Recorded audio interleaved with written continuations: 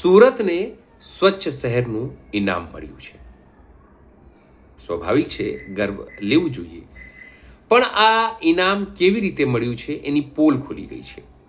કચરો એક જગ્યાએ ડમ્પિંગ સાઇટ ઉપર જાય છે અને કહેવાય છે કે તેનું વૈજ્ઞાનિક ઢબે નિરાકરણ થશે, એનું નિકાલ થશે, પણ આવું કંઈક થતું દેખાતું નથી. ભ્રષ્ટાચાર દેખાય છે ભાજપનું.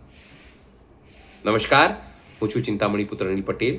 સ્વાગત છે આપનું અમારા વિશેષ કાર્યક્રમમાં. આ સમગ્ર કચરા કૌભાંડની પોલ ફરી એકવાર આમ આદમી પાર્ટીના નેતાઓએ ખોલી છે. એસએમસી એટલે કે સુરત મહાનગરપાલિકાના જે વિપક્ષ નેતા છે પાયલ સાકરિયા, તેમણે ખોલી છે. આવું જોઈએ આ સમગ્ર વિડીયો જે તેઓએ સોશિયલ મીડિયા ઉપર અપલોડ કર્યો છે. સૌને જય શ્રી કૃષ્ણ. હાલમાં અમે લોકો આવ્યા છીએ ખજોદ ડમ્પિંગ સાઇટ પર કે જે આખા સુરત શહેરનો કચરો અહીંયા લાવીને વૈજ્ઞાનિક ઢબે એનો નિકાલ કરવાનો હોય છે.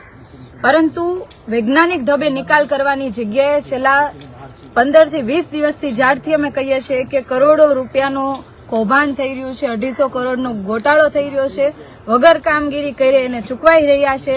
આ બાબતે અમે માનનીય મેયરશ્રીને આ બાબતે એવોર્ડ પણ આપ્યો હમણાં ગઈ સામાન્ય સભાની અંદર, પણ એવોર્ડ લેવાની કે વાત કરવાની જગ્યાએ સીધા ઊભી પૂછડીએ ભાગી ગયા. સાથે જ્યારે સામાન્ય સભાની અંદર આખા ગોટાળા બાબતે જ્યારે ઊભી થઈને હું ચર્ચા કરી રહી હતી કે ખજોદ ડમ્પિંગ સાઇટ ખાતે કોન્ટ્રાક્ટર કામ નથી કરતા, છેલ્લા 3-4 વર્ષનો કચરો એમ જ પડેલો છે, સ્વચ્છ સર્વેક્ષણની અંદર પણ તમે ખોટા કાગળિયાઓ રજૂ કર્યા છે, સુરત શહેરને ગુમરાહ કર્યું છે, ભારત સરકારને ગુમરાહ કર્યું છે, સ્વચ્છ સર્વેક્ષણની ટીમને ગુમરાહ કર્યું છે, અને જેટલા પણ લોકોએ પાર્ટિસિપેટ જે શહેરોએ કર્યું હતું એને પણ ગુમરાહ કર્યું છે. અને ખાસ જે સુરતના લોકોએ વિશ્વાસથી જે શાસકોને મત આપ્યા છે, જેમના હાથમાં સત્તા સંભાળવા માટેની દોરી આપી છે, એમને તમે મોટો વિશ્વાસઘાત કર્યો છે. ત્યારે આ બાબતે જયારે હું 250 કરોડના ગોટાળા બાબતે બોલી રહી હતી ત્યારે મેયરથી સંભળાયું નહીં. અને ખાસ જયારે મેં વાત કરી કે ભાઈ આ કોન્ટ્રાક્ટર ભારતીય જનતા પાર્ટીને ફંડ આપે છે એટલા માટે તમે આ કોન્ટ્રાક્ટર વિરુદ્ધની કોઈ એક્શન નથી લેતા, તો તરત જ મને સસ્પેન્ડ કરી દીધી. આજે જયારે અમને સમાચાર મળ્યા કે ખજોદ ડમ્પિંગ સાઇટ ખાતે જે આગ લાગી છે, અમે લગભગ અહીંયા આવ્યા એના કલાક ઉપર થઈ ગયું છે. અલગ અલગ અધિકારીઓ સાથે ચર્ચા કરી રહ્યા છે. જીપીસીબીમાં પણ હમણાં ફોન કર્યો, એમના પણ અધિકારીઓ આવી રહ્યા છે એવું કહે છે. સાથે ફાયરની ગાડીઓ પણ અહીંયા પહોંચી શકે એવી કોઈ હાલતમાં નથી. અને આગળ જે ફાયરની ગાડીઓ પડી હતી એમાં એક ગાડી જે હતી એમાં પાણી થઈ રહ્યું હતું, એટલું બધું પાણીનો છંટકાવ કર્યો છતાં પણ હજી આગ કાબુમાં નથી.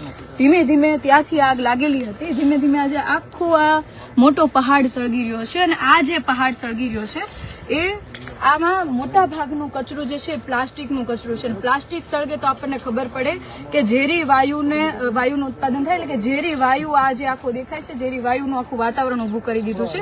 આજુબાજુના ગામડાઓની અંદર જેટલા પણ લોકો રહે છે એને આ ઝેરી વાયુનો સામનો કરવો પડશે અને આવનારા સમયની અંદર ખૂબ મોટા પ્રમાણમાં સ્વાસ્થ્ય એમનું બગડશે અને હેરાન થશે.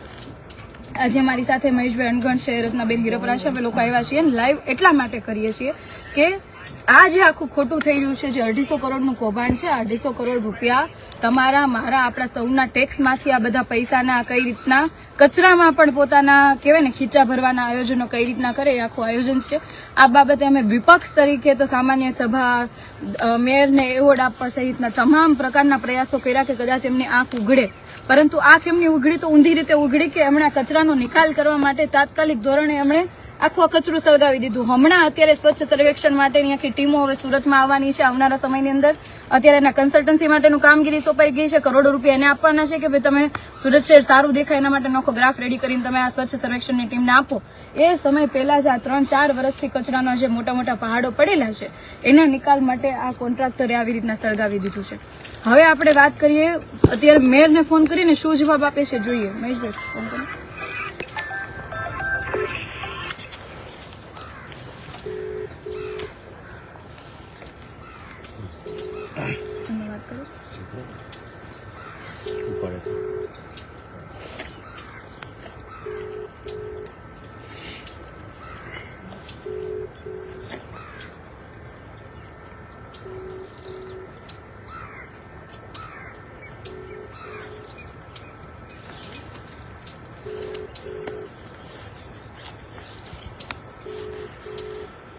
સુરત શહેરના પ્રથમ નાગરિકને ફોન કર્યો છે.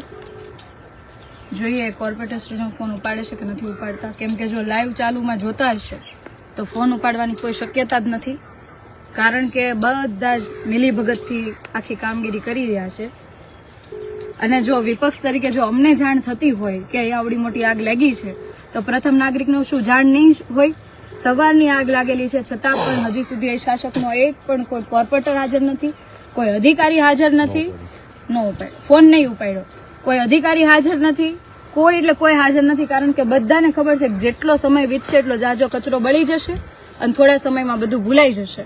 કોન્ટ્રાક્ટર ઉપર કાર્યવાહી કરવાના નામે ઝીરો, બ્લેકલિસ્ટ કરવાના નામે ઝીરો. જો કાર્યવાહીની વાત કરો તો કે અમે પેનલ્ટી ફટકારી છે, પરંતુ પેનલ્ટી ફટકારી માત્ર મીડિયાને ખોટી રીતના ગુમરાહ કર્યું છે, કહી દીધું છે પેનલ્ટી.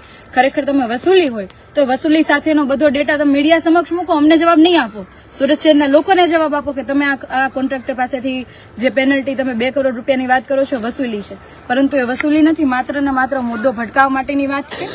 અને આખું આ લાઈવ એટલા માટે જ અમે કરી રહ્યા છીએ કે આખી આ ઘટના જે છે એ ખબર પડે કે કેટલી ગંભીર છે અને કેવી કેવી રીતે તમામ લોકોને ગુમરાહ કરી શકાય છે. હું ભાજપના તમામ આગેવાનો, તમામ નેતાઓને કહેવા માંગુ છું કે જે રીતે તમે સુરત શહેરના લોકો, ગુજરાતના લોકોને જે રીતના ભરમાવી રહ્યા છો, જે તમે હેરાન કરી રહ્યા છો, સાથે સાથે તમે જે ઊંધા દ્રશ્યો બતાવી રહ્યા છો, એ આવનારા સમયની અંદર તમામ લોકો જોવે જ છે ને આવનારા સમયની અંદર તમને બરાબરનો જવાબ પણ આપશે.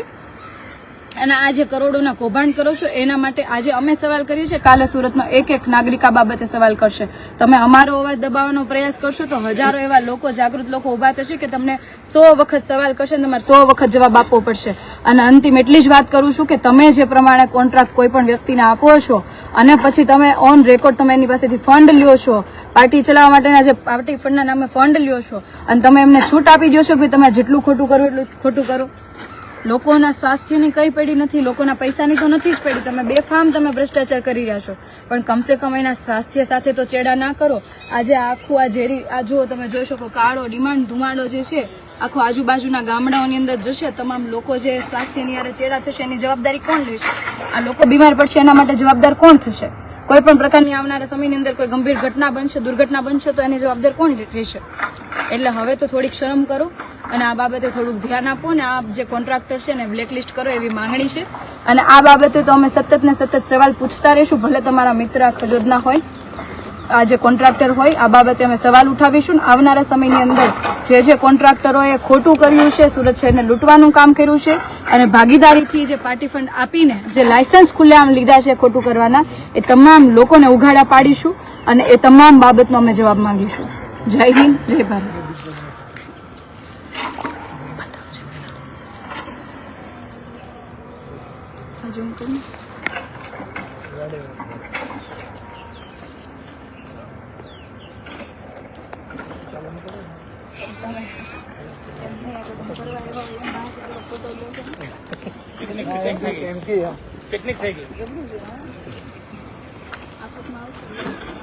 આપણે બહાર નીકળ